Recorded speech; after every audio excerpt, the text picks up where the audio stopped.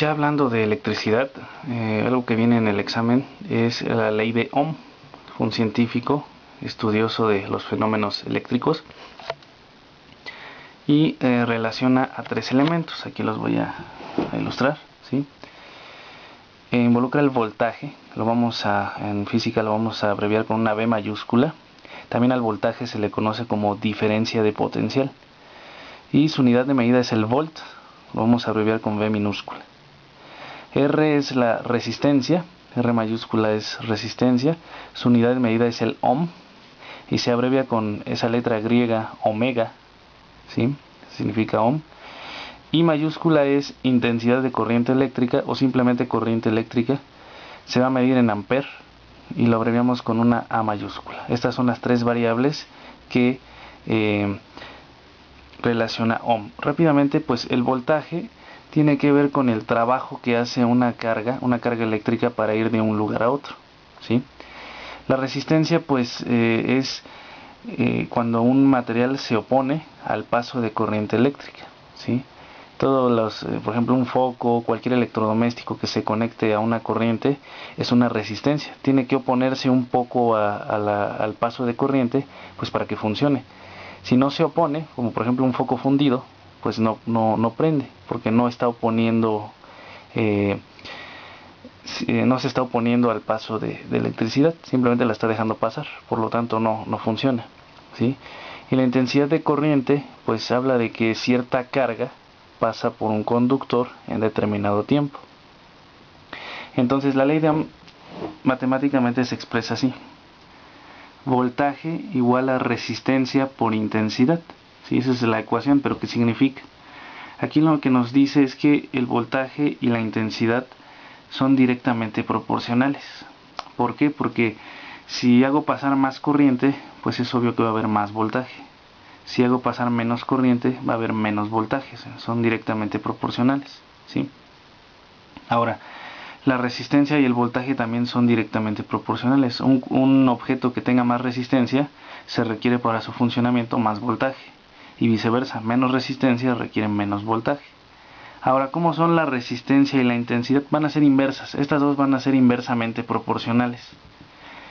Mayor resistencia, pues eso va a impedir que pase mucha corriente. Entonces, mayor resistencia, menor corriente.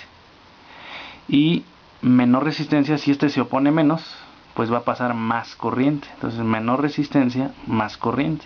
Esa es la ley de Ohm, ¿sí?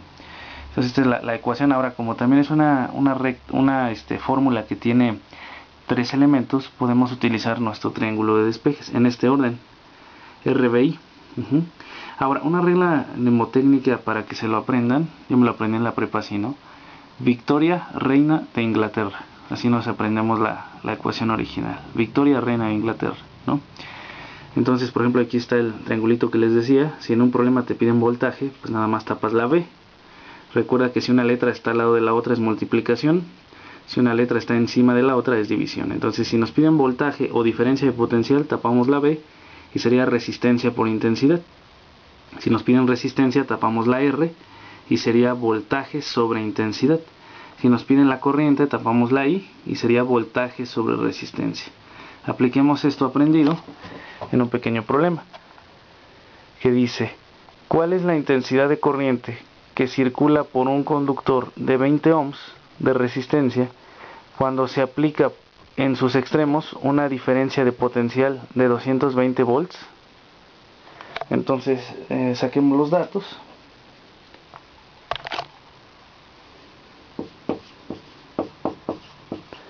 Nos está diciendo que cuál es la intensidad, es decir, nos piden I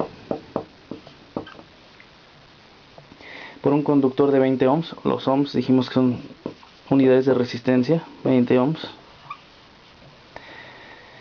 Cuando se aplica una diferencia de potencial o voltaje, ¿sí?, de 220 volts. Estos son nuestros datos.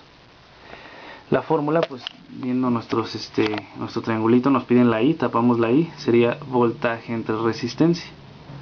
Entonces aquí ponemos fórmula. La fórmula sería I igual a voltaje entre resistencia. Únicamente sustituimos. La sustitución sería intensidad igual al voltaje, que es 220, sobre la resistencia, que es 20. Finalmente, al hacer esa división nos da 11. 11, recuerda que como es intensidad se mide en amperes. Y esa sería la respuesta, 11 amperes.